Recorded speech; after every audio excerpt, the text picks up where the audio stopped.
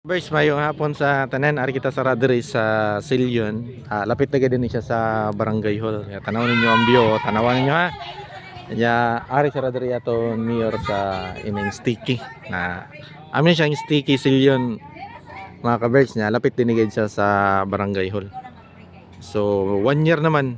1 year naman ang sticky. So ari kami sa Radre i-invite na so mga breaks, gi-encourage ta kamo basin maabot kamo diri sa Silyon, bisitaan ninyo ang sticky. Pwede kamo diri mangaon. No. Ba? Ya, lapit na lat diri ang padung sa Virgin Island. So dito ka lang na diri. So lapit na lang kayo. So ini diri nga part dito. Tanawara ra mga sakyanan no para Virgin Island. Mag-island hopping ba. So bisitaan ninyo mga kabigsa. Ya kung gutomon ka mo basin gikan ka mo sa Virgin Island, visit ka mo diri sa Sticky Silyon Nahara. So 1 year na sila diri mga kabigs.